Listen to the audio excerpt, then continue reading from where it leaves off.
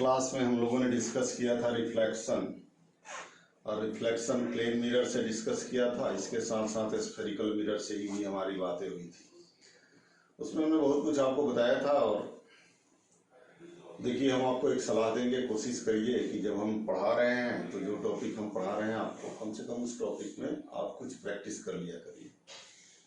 यदि आपको क्विज चाहिए तो कुछ क्विज मैं भेज दूंगा आपको, जो अच्छे क्विज हैं। बाकी सब तो आपके पास है ही ऑलरेडी, और DC पांडे का बुक आपके पास है, उससे भी क्वेश्चन किया करिए। उसका क्वेश्चन कोई ना छूटे, ये ध्यान में रखिएगा, क्योंकि ये परफेक्ट बुक है। ठीक है, आज का हमारा जो टॉपिक है, जो हम आपसे डिस्कस करने जा रहे हैं, वो डिस्कशन है रिफ्रैक्शन का। रिफ्रैक्शन डिस्कस करने जा रहे हैं, refraction of light. Okay, refraction of light की डिस्कशन हो रही है। अब सबसे पहली बात है कि रिफ्रैक्शन का कहते किसको है भाई। तो रिफ्रैक्शन का मतलब ये हुआ,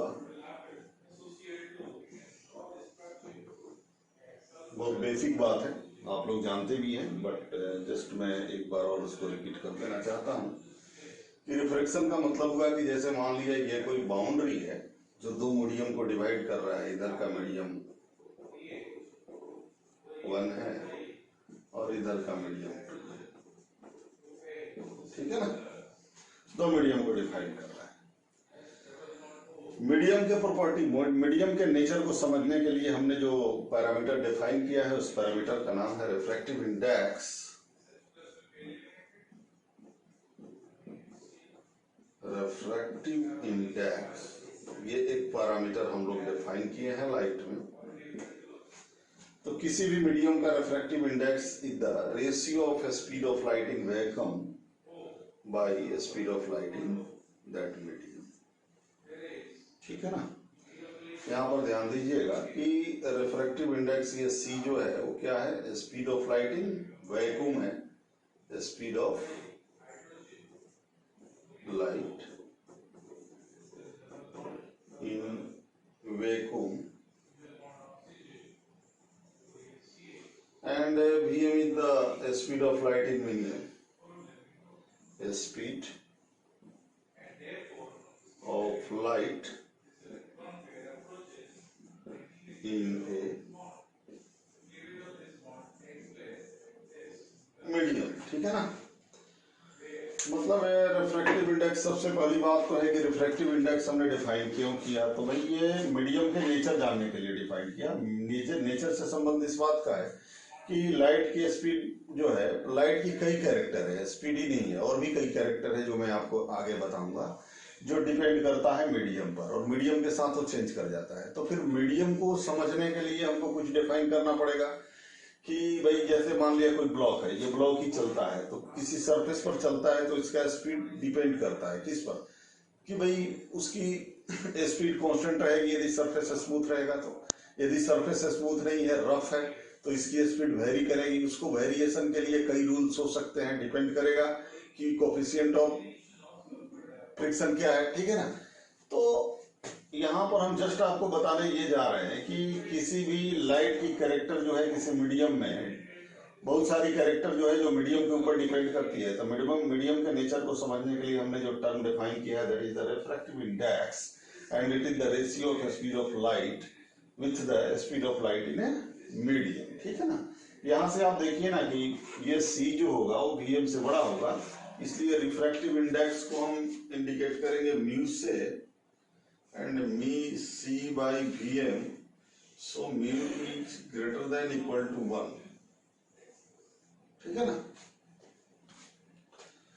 mu is greater than equal to 1। और यहाँ पर एक बात और बताएंगे कि मीडियम जितना डेंसर होगा, डेंसर कहने का मतलब है कि उसमें उसकी स्पीड कम हो जाएगी। तो ये टर्म जब कम होगा तो ये टर्म, ये पूरा जो है वो बढ़ जाएगा। तो यहां से ये बात सिखलाने जा रहे हैं कि म्यू जो होगा डेंसर का वो बड़ा होगा म्यू रेयरर से। ये सब पॉइंट है जो हमें जानना चाहिए, ठीक है ना। और इसको हम ऑलरेडी पहले भी डिस्कस कर चुके हैं। तो दोबारा एक तरह से आपको मैं बता रहा हूँ। तो ये छोटी छोटी चीजें को इग्नोर तो मैं कर सकता था, लेकिन इग्नोर नहीं करना चाहता हूँ। मैं चाहता हूँ कि रिवीजन में कम से कम वो सारी चीजें एक बार आपके सामने हो, ताकि आप उसको देख लें। ठीक है, जहाँ पर आपको लगे कि यहीं पर मेन कंफ्यूजन था, उसको आप लोग रिपीट करें। और जो भी आपका कुछ और एक्स्ट्रा आपको कुछ सीखना होगा, या आपको लगे कि कोई चीज नहीं हो रहा है, तो उसको भी आप लोग हमें बता सकते हैं, उसको भी डिस्कस किया जा सकता है। ठीक है ना। तो रिफ्रैक्शन का मतलब ये होता है, अभी मैं रिफ्लेक्शन आपको बताने जा रहा था। तो रिफ्रैक्शन में जैसे ये बाउंड्री है, ये बाउंड्री दो मीडियम को डिवाइड कर रहा है, मीडियम 1 एंड मीडियम 2। और मीडियम 1 का रिफ्रैक्टिव इंडेक्स जो है वो लेट से μ1 है, और इसका रिफ्रैक्टिव इंडेक्स μ2 है। तो यदि कोई लाइट का रे इस बाउंड्री पर आता है, this is the incident ray, आई रे, इंसिडेंट रे, और इस बाउंड्री पर आने के बाद यदि वो अपने ही मीडियम में लौट जाता है, तो उसको तो रिफ्लेक्शन कहते हैं, जो ऑलरेडी पहले डिस्कस हो चुका है। लेकिन जैसे सपोज ये नॉर्मल है, और ये इस मीडियम में न लौट के दूसरे मीडियम में जा रहा है, तो दूसरे मीडियम में तीन तरह से जा सकता है। एक तो सीधा ऐसे चला जाए, दूसरा ये थोड़ा ऐसे जाए, तीसरा ये थोड़ा ऐसे जाए, और ये विदाउट डेविएशन जाए। ये तीन केस हो सकता है। बच्चों, यहाँ पर मैं क्लियर सी बात करना चाहता हूं कि ये केस तब होगा जब μ2 इज लेस देन μ1। मतलब रे जब हो वो डेंसर से रेयर में जा रहा हो, तो वो नॉर्मल से अवे हो जाएगा। ठीक है ना, ये बहुत ध्यान देने वाली बात है। ठीक है ना। और ये केस तब हो जाएगा जब μ2 इज ग्रेटर देन μ1। ठीक है ना। और ये विदाउट डेविएशन वाला केस तब हो जाएगा जब μ1 इज इक्वल टू μ2। ये तीन केस हो जाएगा।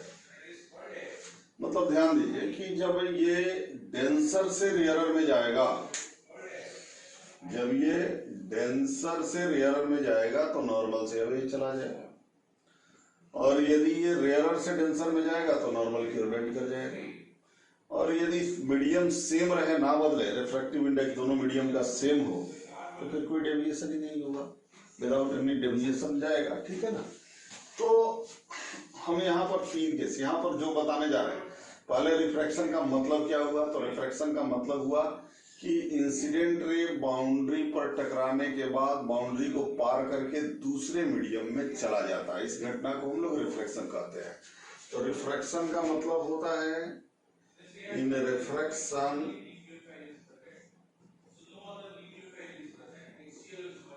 रे passage from one medium to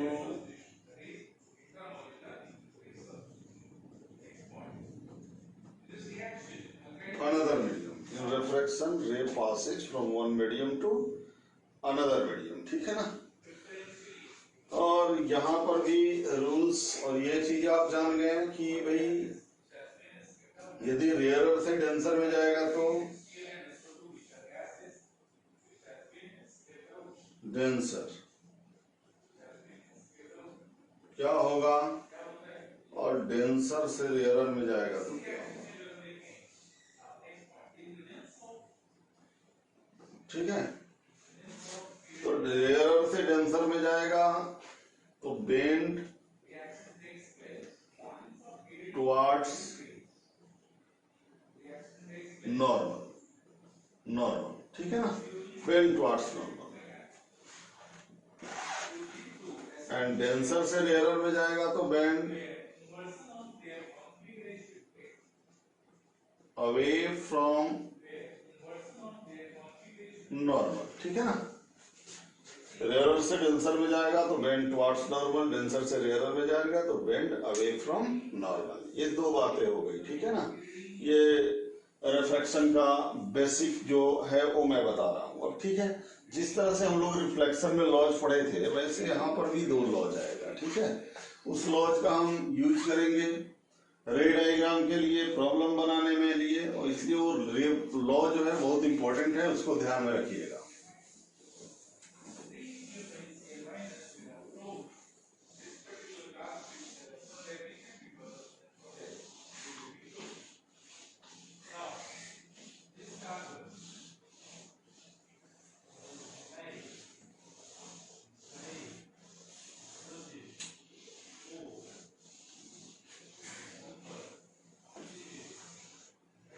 ठीक है,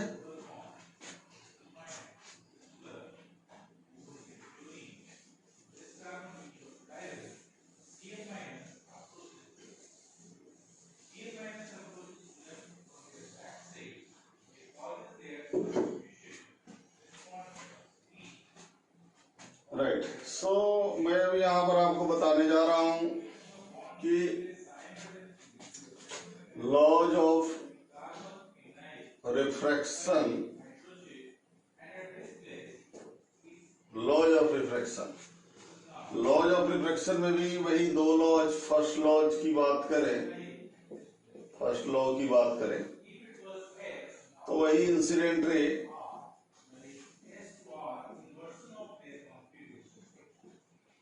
रिफ्रैक्टेड रे and normal ray lie on the same plane। वाला ये हो गया एकदम सिमिलर टू, ये लॉ जो है बिल्कुल similar to law of reflection ही है, बस ये एक प्लेन की बातें कर रहा है। यहाँ पर भी तीन रे हैं जो एक प्लेन में होंगे, वहां पर भी तीन था, एक इंसिडेंट रे था और एक रिफ्लेक्टेड रे और एक नॉर्मल है, ठीक है ना।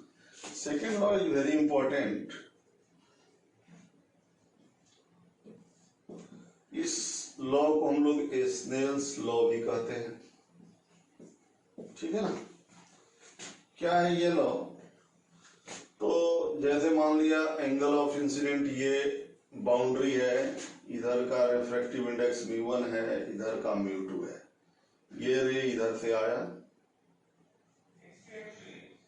This is the angle of incident I, okay.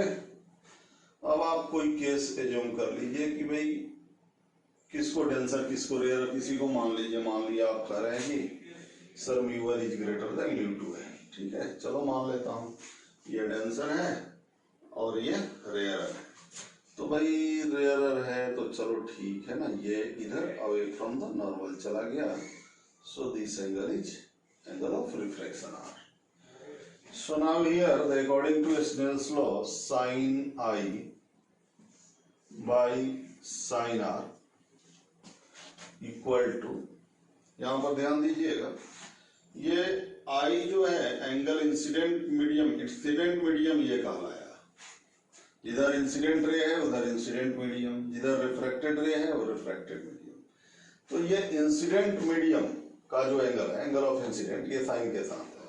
तो यहाँ रिफ्रैक्टिव इंडेक्स लेंगे हम रिफ्रैक्टेड मीडियम का, μ2 by μ1, ध्यान में रखिएगा, ठीक है ना। And similarly we can write here v1 by v2, क्योंकि μ2 को आप चाहे तो लिख सकते हैं c by v2 और μ1 को आप लिख सकते हैं c by v1, c cancel हो गया, सो v1 by v2, और फिर v1 को आप लिख सकते हैं f into lambda 1 and f into lambda 2, f कट जाएगा, so lambda 1 by lambda 2। तो this is the Snell's law, ठीक है ना।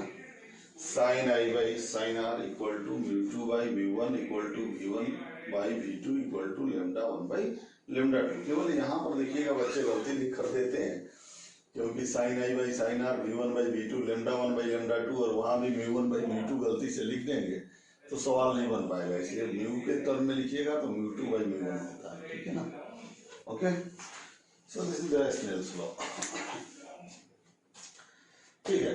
अब यहाँ से इसकी प्रूफ वगैरह भी मैं बताया था कि इसको बड़ा इजीली प्रूफ किया जा सकता है, और कोई बहुत मुश्किल सी बात नहीं है, क्योंकि लाइट जो है वो शॉर्टेस्ट पाथ से जाता है, तो शॉर्टेस्ट पाथ के हिसाब से हम 2 पॉइंट लेकर और इसको प्रूव कर सकते हैं, ठीक है, बट नो नीड, ठीक है। अब यहाँ जो रिफ्रैक्शन हम पढ़ने जा रहे हैं वो रिफ्रैक्शन के लिए हमारे पास जो एलिमेंट है, जिस एलिमेंट पर हम रिफ्रैक्शन पढ़ने जा रहे हैं उसमें पहला एलिमेंट जो है आपका वो लेंस है, ठीक है ना, ठीक है। दूसरा प्रिज्म। ये दो एलिमेंट्स हैं जिस पर हम बात करने जा रहे हैं, ठीक है ना। ये दो एलिमेंट पर हम बात करने जा रहे हैं। पहला एलिमेंट जो है वो लेंस है और दूसरा एलिमेंट जो है वो प्रिज्म है, ओके। लेकिन इन दोनों एलिमेंट पे बात करने से पहले हमको रिफ्रैक्शन का बेसिक प्रॉपर्टी समझना पड़ेगा कि भाई अब देखिए लेंस जो है, लेंस बना रहता है स्फेरिकल सरफेस से, एक या दो स्फेरिकल सरफेस से मिलकर लेंस बना हुआ रहता है। अब प्रिज्म जो बना रहता है ये तो प्लेन सरफेस से, तीन प्लेन सरफेस होते हैं जिससे मिलकर के प्रिज्म बना रहता है, जिसमें से कोई दो को हम रिफ्रैक्टिंग सरफेस कंसीडर करते हैं, ठीक है ना। अभी हम ये नहीं बताने जा रहे हैं प्रिज्म कैसे बना रहता है, मैं केवल ये बताने जा रहा हूं कि इसको पढ़ने से पहले इस एलिमेंट से before it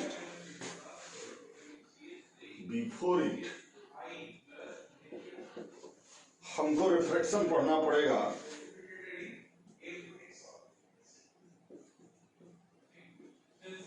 at plane surface,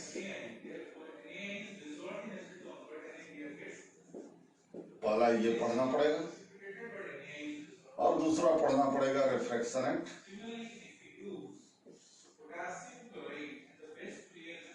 spherical surface.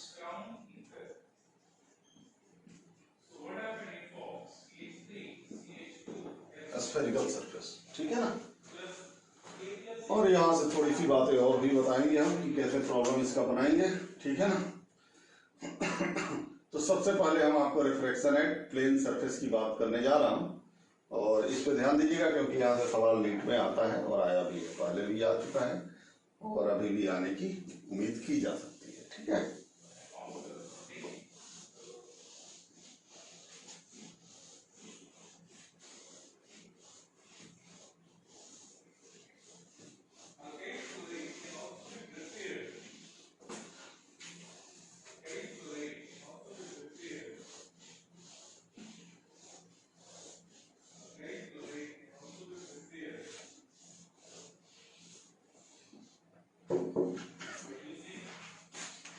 तो जैसे मैं बता रहा हूं आपको कि भाई रिफ्रैक्शन पहला जो पॉइंट है वही डिस्कस करने जा रहा हूं। Refraction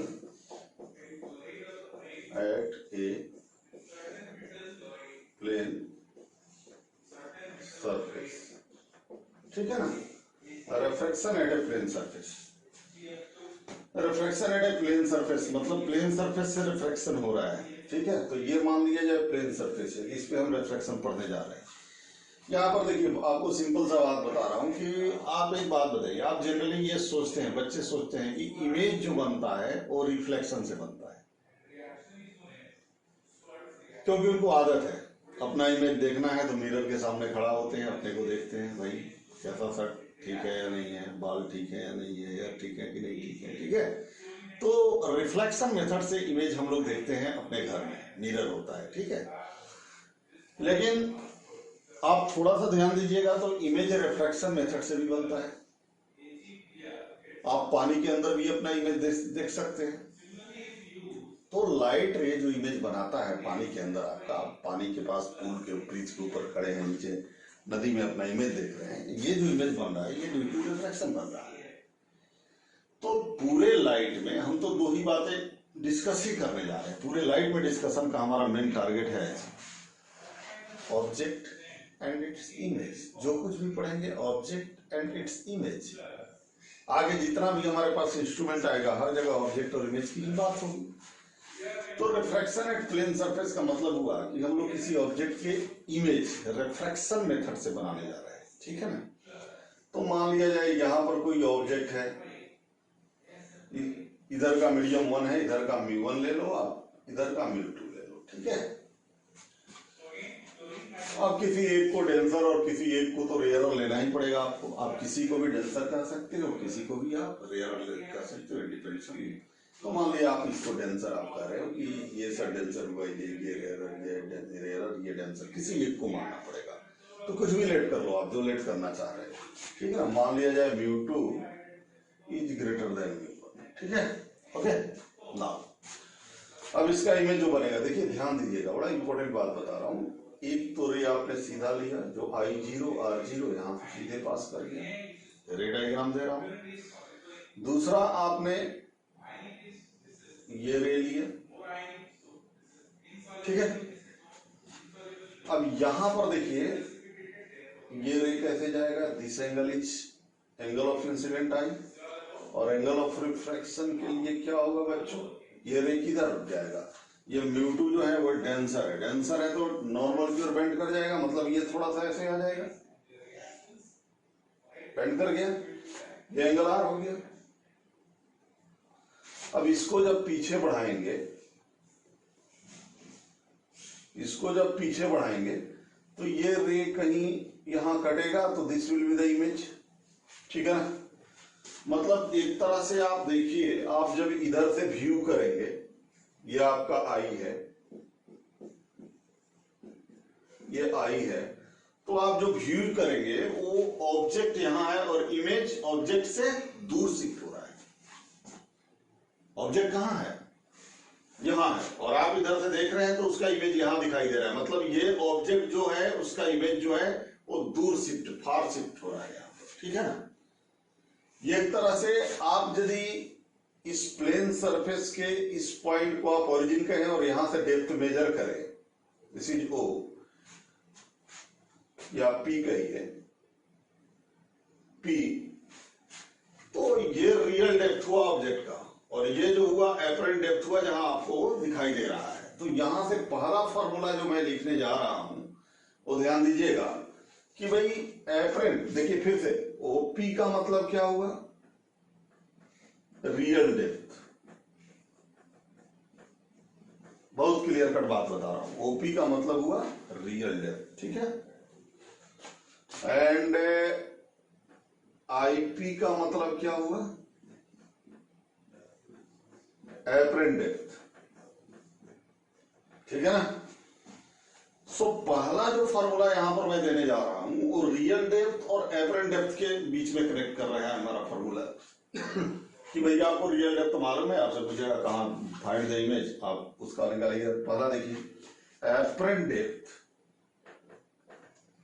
bye real depth equal to, ध्यान दीजिएगा, apparent depth by real depth equal to μ2 by μ1, ठीक है ना, ठीक है ना। Apparent depth by real depth equal to μ2 by μ1, μ2 क्या है, ऑब्जर्वर मीडियम है,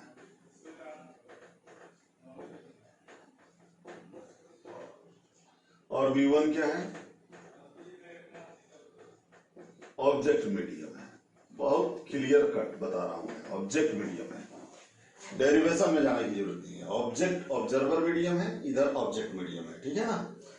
मान लिया सपोज करिए कि यदि ऑब्जर्वर मीडियम एयर हो, इफ μ2 बराबर 1, मतलब एयर हो, ऑब्जर्वर जो है एयर में खड़ा है, एयर से देख रहा है, जनरली एयर से ही देखता है, ऐसा नहीं है कि ऑब्जेक्ट हवा में टंगा हुआ है और आदमी पानी के अंदर से देख रहा है उसको। हालांकि सवाल ऐसे भी आएंगे, लेकिन जनरल जो केस है हमारा μ2 जो है एयर है, ठीक है। एंड ऑब्जेक्ट मीडियम का मान लीजिए μ है, तो आप लिख सकते हैं apparent depth by real depth equal to 1 by μ। This formula is very important to solve the numerical problem, इसलिए आप इसको याद रखिएगा, ठीक है ना। Apparent depth by real depth equal to 1 by μ। ये एक केस है इसमें कि μ1 μ है, मतलब ऑब्जेक्ट का मीडियम μ है और ऑब्जर्वर एयर में है। यदि जनरल मान लिया ऑब्जेक्ट रखा हुआ है हवा में और ऑब्जर्वर व्यू कर रहा है ग्लास के अंदर से, तब तो फॉर्मूला याद रखना पड़ेगा μ2 बाय μ1। तो यहाँ पर जो डिफरेंस है इन दोनों फार्मूला में, इसको समझिएगा, ये जनरल फार्मूला है और ये एक स्पेशल केस है। तो इस केस को समझना पड़ेगा आपको। यहाँ से सवाल बहुत बनेगा बढ़िया से, और बहुत अच्छा अच्छा सवाल बनता है यहाँ से, ये ध्यान दीजिएगा। लेकिन थोड़ा सा एक और चीज बताऊंगा मैं। यहाँ पर एक चीज देखिए, शिफ्ट। शिफ्ट का मतलब क्या हुआ? शिफ्ट का मतलब हुआ कि जैसे मान लिया दूर शिफ्ट करना को आप पॉजिटिव कर रहे हैं, तो दूर शिफ्ट करना जब पॉजिटिव है तो क्या कितना शिफ्ट हुआ? शिफ्ट डेल्टा टी आपका आ जाएगा, कितना आ जाएगा भाई? पी आई माइनस पीओ, यही आया ना? ठीक है। अब यहां पर आप लिख लीजिए पी आई, आप डिवाइड कर दीजिए पी आई को पीओ से, तो P I by PO minus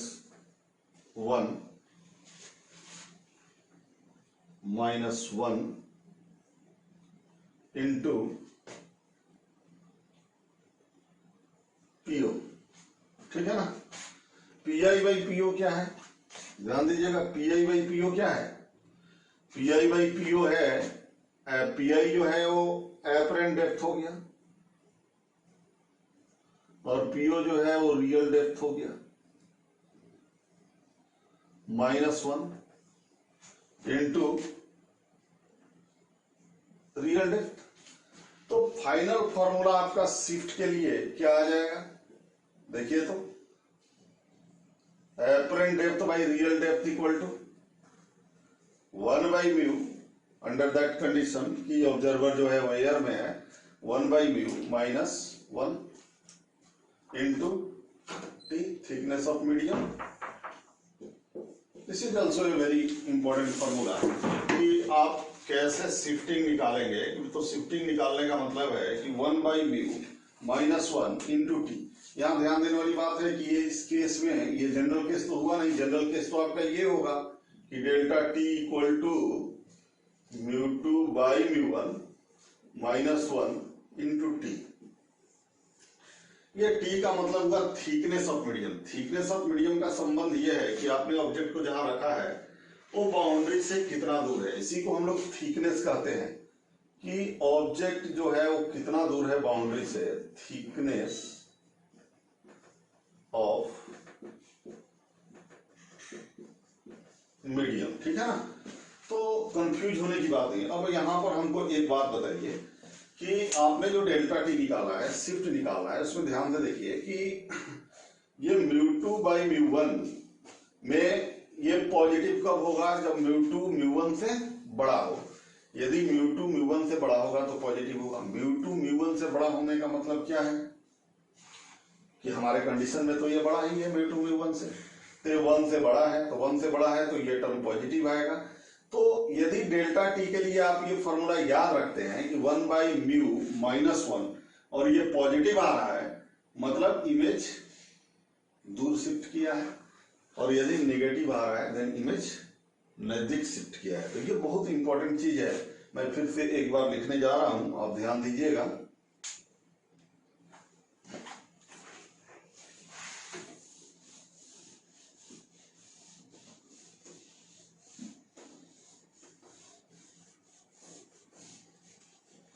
देखिए, ये डेल्टा टी पॉजिटिव कब होगा?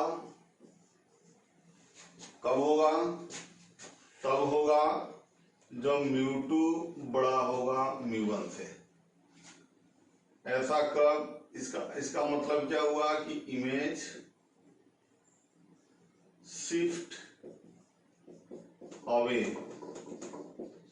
With respect to object.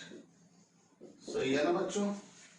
Delta T positive कब होगा? जब इमेज शिफ्ट दूर होगा, किसके रेस्पेक्ट में? ऑब्जेक्ट। मतलब जहां ऑब्जेक्ट का एक्चुअल पोजीशन है उससे दूर इमेज बनेगा, उसको हम लोग कहेंगे डेल्टा टी, मतलब शिफ्टिंग। ठीक है। डेल्टा टी निगेटिव कब होगा? तो जब μ2 इज लेस देन μ1। ध्यान दीजिएगा, μ2 इज लेस देन μ1, मतलब μ1 ही बड़ा हो गया तो 1 से छोटा आएगा तो नेगेटिव हो जाएगा। इस केस में इमेज क्या होगा? इमेज शिफ्ट क्लोजर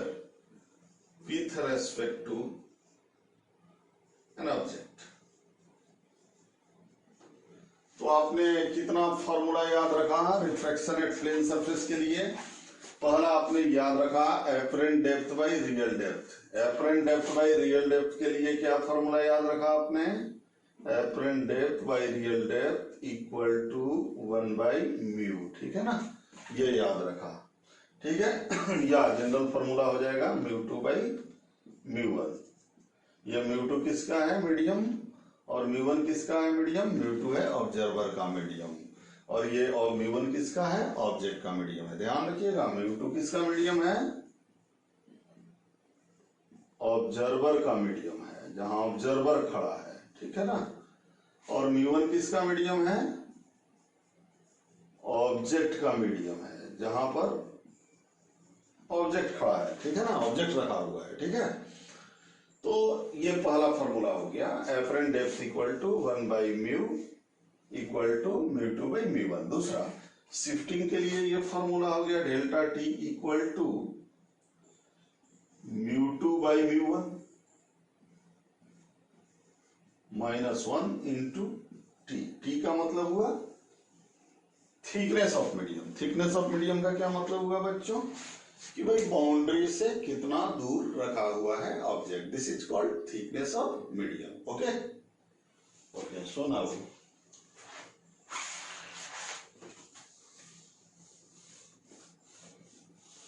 अब यहाँ पर देखिए सवाल किस तरह का आएगा। बेसिकली आपको सवाल बनाने में ही समझना पड़ेगा कि सवाल कैसे बनाएंगे। तो देखिए सवाल इस तरह का आपको पूछ सकता है,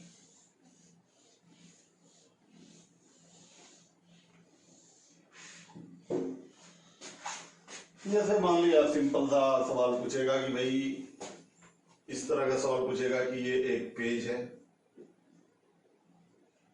पेज, इसके ऊपर पेपर वेट रखा हुआ है, paper wait,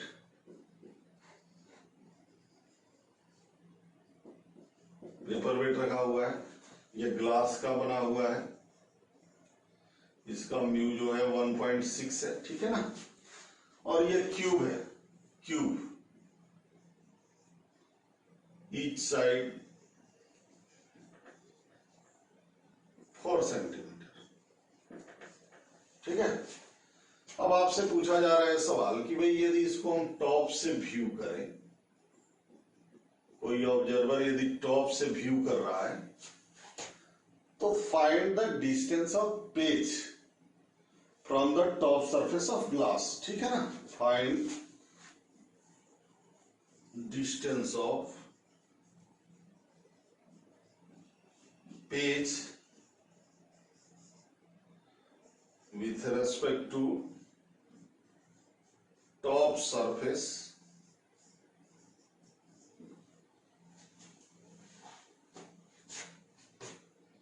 viewed by eye। मतलब ये आई ने व्यू किया।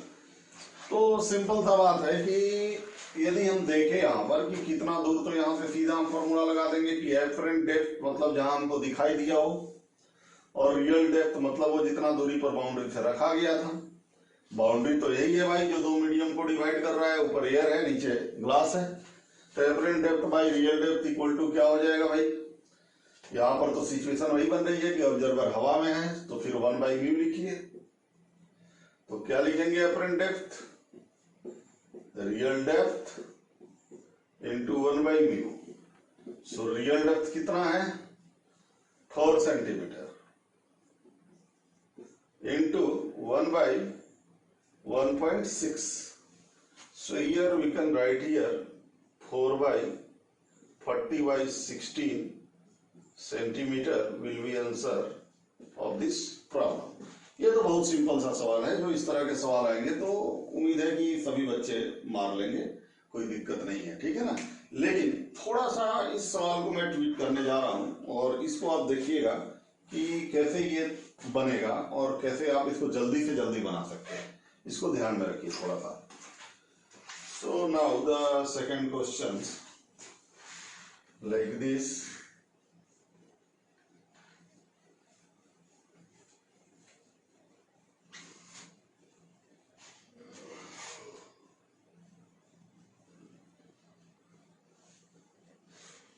सेकंड क्वेश्चन हमारा है कि जैसे मान लिया इस तरह के मल्टीपल मतलब कि पैरेलल बाउंड्री हो जो कि डिवाइड कर रहा हो बहुत सारे मीडियम को। मान लिया यहां पर ये थिकनेस जो है वो T1 है और ये μ1 है रिफ्रैक्टिव इंडेक्स।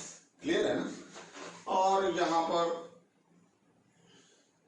ये दूसरा है,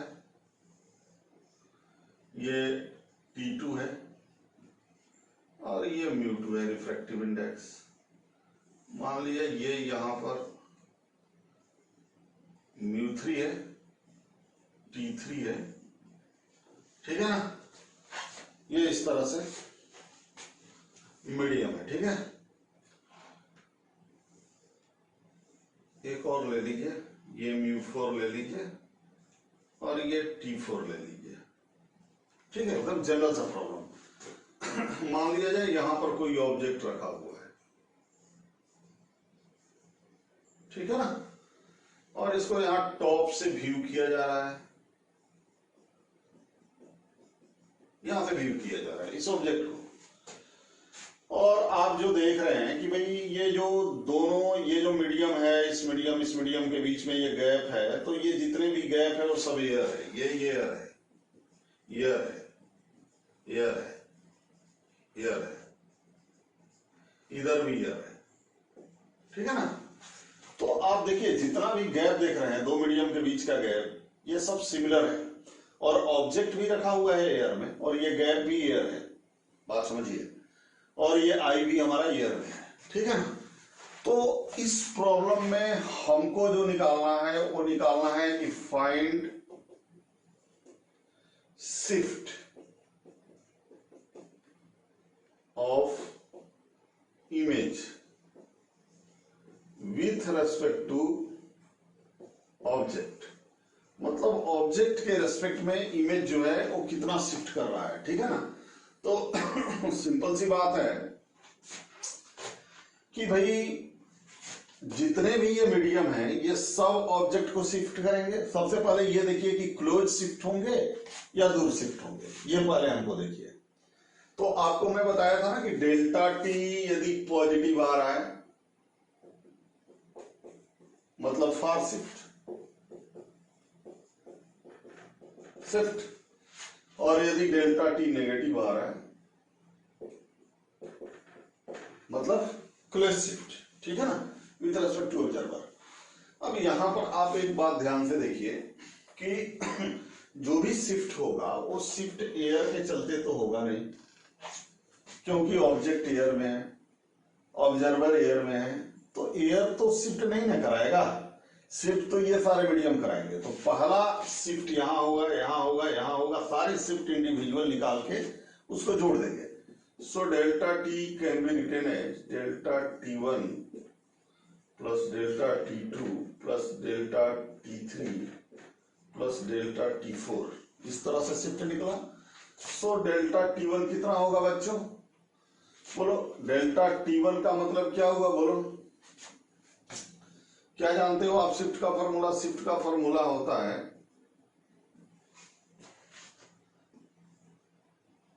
1/μ, ध्यान दीजिएगा, शिफ्ट का फॉर्मूला होता है 1/μ माइनस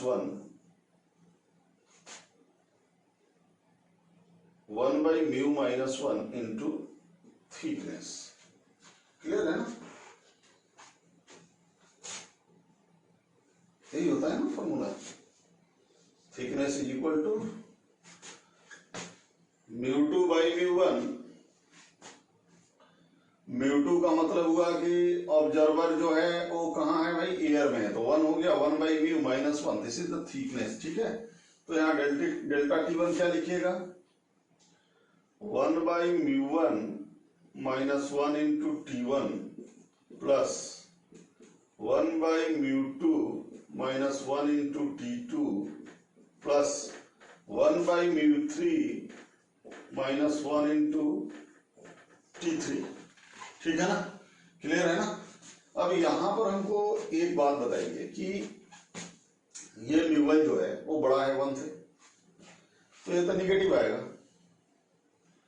ये तो निगेटिव आएगा क्योंकि म्यू1 जो है 1 से बड़ा है, तो जब 1 से बड़ा है तो ये टर्म छोटा आएगा 1 से, तो छोटा आएगा तो यहाँ -1 घटेगा तो निगेटिव आएगा, तो ये भी निगेटिव, ये भी निगेटिव, ये निगेटिव, सारे निगेटिव आ जाएंगे, तो डेल्टा टी तो निगेटिव हो जाएगा। तो निगेटिव होने का मतलब क्या है भाई कि ये किधर शिफ्ट कर जाएगा, क्लोज शिफ्ट कर जाएगा, ठीक है ना। So this will be the negative here, delta T is negative, therefore image shift closer with respect to object. इस तरह से सवाल बनेंगे। इसको n मीडियम, 4 मीडियम, 5 मीडियम कुछ भी हो सकता है, ये रेगुलर मीडियम दे देता, इनको टच करा देता एक दूसरे से, ठीक है ना, कोई फर्क नहीं पड़ता, answer will be same, shift नहीं बदलेगा, क्योंकि आप शिफ्ट सिमिलर मीडियम के चलते शिफ्ट तो होगा नहीं, शिफ्ट तो उस मीडियम के चलते होगा जो मीडियम अलग है, डिफरेंट है, जो ऑब्जेक्ट जिस मीडियम में रखा हुआ है उस मीडियम से अलग है, ठीक है ना। Okay, now the second thing is,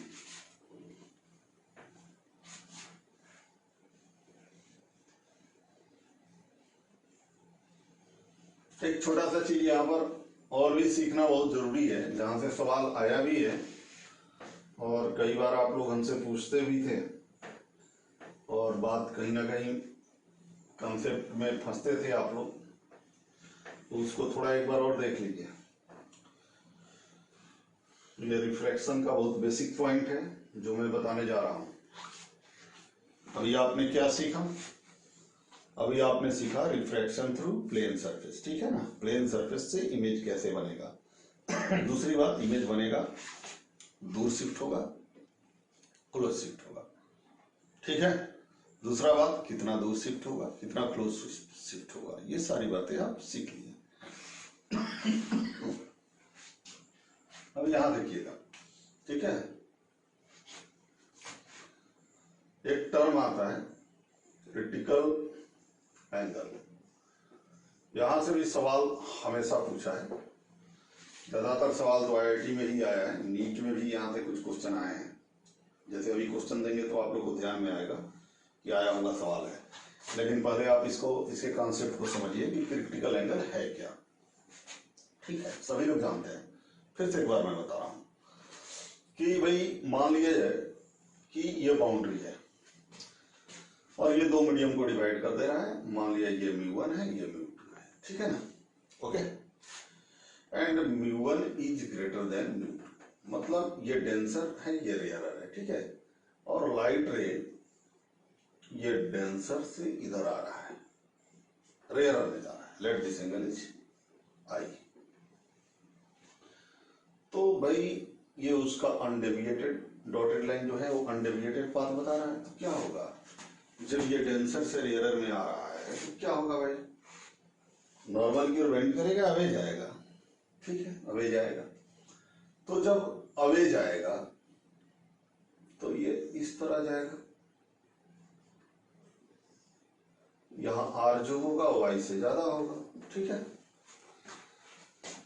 अब यहां पर देखिए फ्रॉम स्नेल्स लॉ आप देख सकते हैं कि sine i by sine r जो होता है वो कांस्टेंट होता है, आप जानते हैं कि चूंकि sine i by sine r ये कांस्टेंट होता है, constant for given to medium, दो मीडियम गिवन है, मीडियम आप मत बदलिए, नहीं तो फिर बदल जाएगी बात, तो ठीक है ना।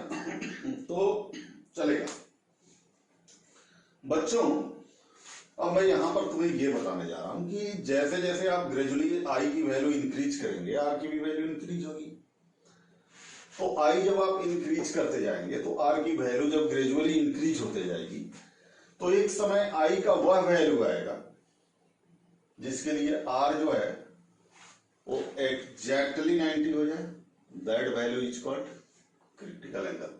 मतलब क्रिटिकल एंगल का मतलब हुआ कि I is called theta c, called theta c if R becomes exactly 90 degree. मतलब क्या हो गई, सिचुएशन ये हो कि ये यदि थीटा सी एंगल पर रे यहां पड़ रहा है तो ये रे इस एंगल के लिए डायरेक्टली इस तरह से पास करेगा, 90 डिग्री के एंगल पे पास करेगा, ठीक है ना। सो क्रिटिकल एंगल का मतलब है यदि अब यहां पर बच्चे थे और भी पूछते हैं सर थीटा सी से बढ़ा दे तो, अरे भाई थीटा सी से बढ़ा दोगे तो अब ये रे जो है और रिफ्लेक्शन मेथड से अपने मीडियम में बाउंस करने लगेगा, अपने मीडियम में बाउंस करने लगेगा, क्योंकि थीटा सी तो वह मिनिमम एंगल ऑफ इंसिडेंट है जिसके लिए ये दूसरे मीडियम में एंटर नहीं कर रहा है। ये जानना बहुत जरूरी है, ठीक है ना। अब देखिए यहां से ये छोटा सा लॉ है, ये थीटा सी आप जान भी है, आप यहां से लिख सकते हैं कि साइन कैसे निकालेंगे भाई, sine theta C by sine 90 equal to, चलो mu two by mu one ले लेते हैं, mu two by mu one. So theta C equal to sine inverse mu two by mu one, ठीक है।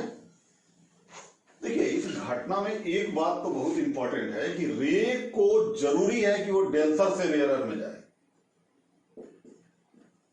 यदि डेंसर से रेयरर में नहीं जाएगा तो फिर क्रिटिकल एंगल डिफाइन ही नहीं होगा, बात समझ गए, कोई क्रिटिकल एंगल का घटना ही नहीं घटेगा, इसलिए रे को डेंसर से रेयरर में जाना बहुत जरूरी है।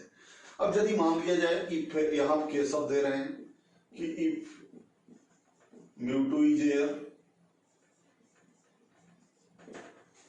and mu1 is mu, then theta c can be written as sin inverse 1 by mu.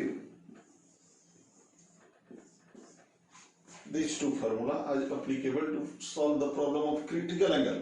अब देखिए क्रिटिकल एंगल का सवाल जो एग्जाम में आया था, आप लोग को एक बार हम बताए भी थे, आप लोगों ने पूछा भी था फिर भी हमसे, उस सवाल को देखिए, बड़ा इंपॉर्टेंट सवाल है।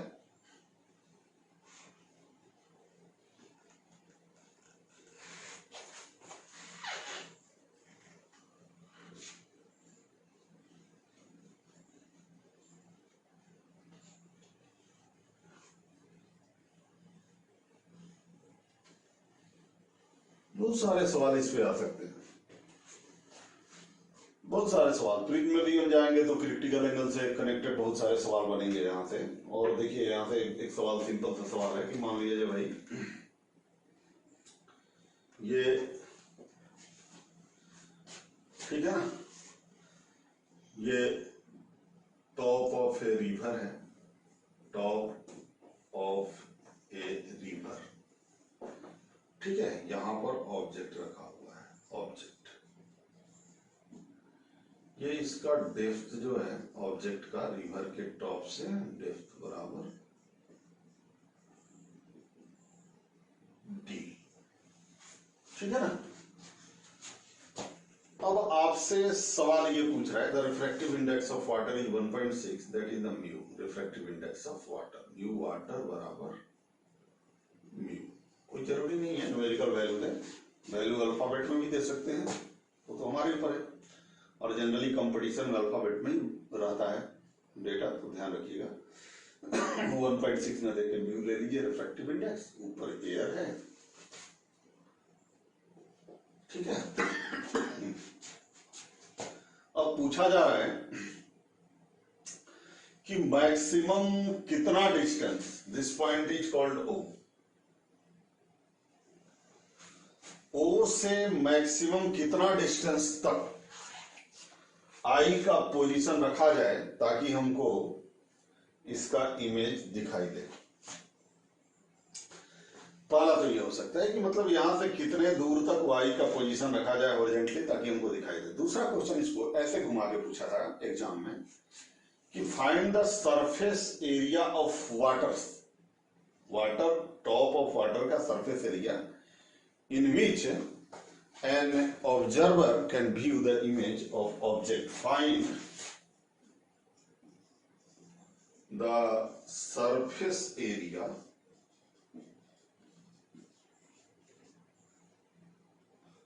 on the top of water surface देखिए, find the surface area on the top of water surface to view image of object by an observer. ठीक है ना, सही है ना? ठीक है बच्चों, तो देखो सिंपल सी बात है, यहाँ क्रिटिकल एंगल कैसे आ गया? तो आ गया कैसे कि एक तो सरफेस जो बनेगा, मान लिया जाए यहाँ से रे जो है वो यहाँ से ऐसे गया रे, ठीक है, नीचे डेंसर है ऊपर रेयर है, यहाँ नॉर्मल ये हुआ तो यहाँ हुआ तो ये थोड़ा सा ऐसे बेंड हो गया। ये एंगल जो है वो अभी क्रिटिकल एंगल से छोटा है, लेकिन एक समय ऐसा आएगा कि जैसे ही जहां पर ये क्रिटिकल एंगल की वैल्यू पर रीच कर जाएगा, रीच कर गया, अब यहां से बाहर नहीं निकल पाएगा, बाहर नहीं निकल पाएगा। मतलब इस पॉइंट के इधर यदि आप पोजीशन अपने आई का ले जाइए, आप यदि पोजीशन यहां पर अपने आई का ला रहे हैं तो आप इमेज को व्यू नहीं कर पाइएगा, क्योंकि रे निकल नहीं रहा है इसके अंदर। तो एक तरह से कोन बनेगा, कोन बनेगा तो कोन का ये जो इस तरह से कोन बनेगा, तो ये आपका ये ऑब्जेक्ट है वो, तो ये डिस्टेंस बेसिकली आपको निकालना है, ठीक है ना? तो यहां पर देखिए tan थीटा सी है, ये ध्यान दीजिएगा, तो ये tan 90 माइनस थीटा सी हुआ, ये थीटा सी है 90 माइनस थीटा, तो ये थीटा सी हो जाएगा बच्चों, ठीक है ना? तो tan थीटा सी, मान लिया दिस पोजीशन इज P, ये O है ये P है, तो O tan थीटा सी बराबर क्या लिखे हम, OP बाई डेप्थ D। चलेगा या नहीं चलेगा? tan theta C equal to OP by depth D, ठीक है ना? अब right here OP can be written as tan theta C into D. tan theta C को क्या लिखिएगा, चूंकि sine theta C equal to 1 by mu, right है, मतलब ये इस तरह से बातें आएगी, ये थीटा सी है तो ये 1 हो गया और ये म्यू हो गया, तो ये कितना हुआ, root under mu square minus 1, ठीक है ना? क्लियर है ना बच्चों? ठीक है। So now OP can be written as d into root under mu square minus 1 by mu, ये ओपी आ गया। तो एरिया कितना होगा, देयरफॉर एरिया ऑफ विजन, मतलब जितना दूर में आप देख सकें, equal to pi r square, so pi d square by mu square into mu square minus 1। This will be the answer of this question, ठीक है?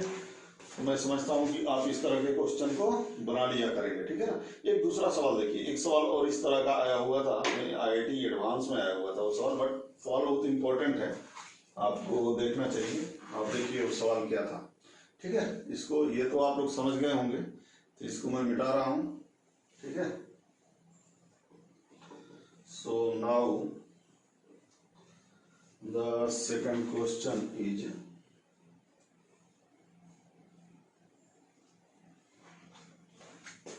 ये देखिए सवाल बहुत इंपॉर्टेंट है, इसको जानना पड़ेगा आपको।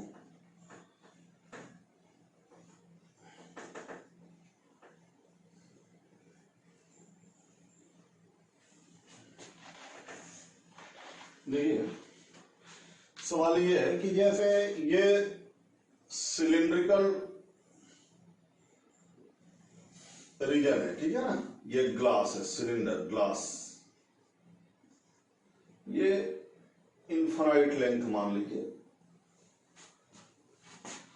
सफिशियंट लेंथ है, सफिशियंट लेंथ, ओके?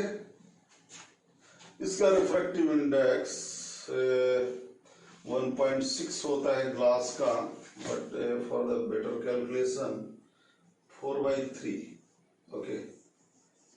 मे इसका 4/3 आपसे पूछ रहा है कि यहां पर इस नॉर्मल के साथ एक लिमिटिंग वैल्यू ऑफ एंगल बताइए, थीटा इक्वल टू व्हाट जिसके लिए ये रे जो है, रे विल नॉट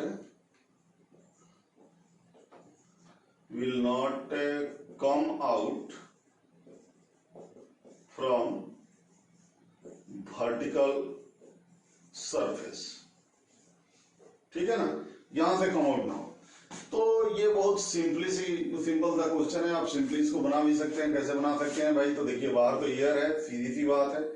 तो यहां से जो ये रे इस तरह से जा रहा था, क्या होगा?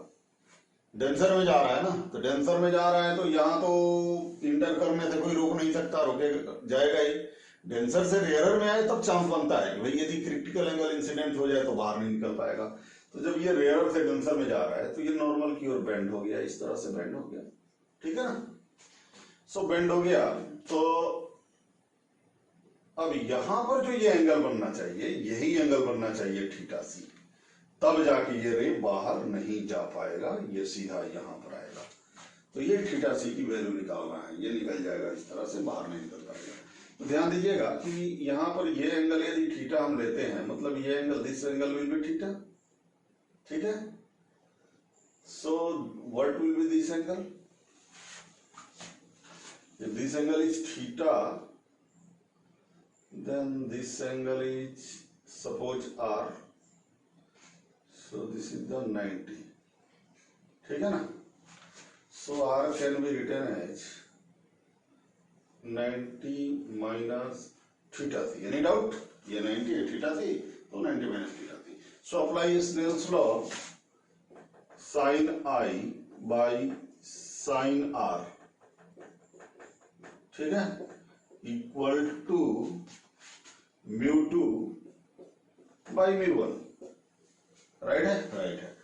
सो now sine theta can be written as 4/3 into cos theta C. So 4/3 cos theta C, cos theta C का मतलब हो गया 1 minus root under 1 minus sine square theta C, ठीक है। So 4/3 into root under 1 minus sine theta C equal to 1/μ। 1/μ का मतलब हुआ 4/3, okay, 4/3/4।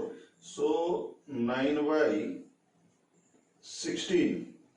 So 4/3 into root under, this is the 16 and here 16 minus 7. So 4 will be cancelled out. Root 7/3 will be sin theta. So theta can be written as sin inverse root 7/3. This will be the answer of this question. ठीक है ना।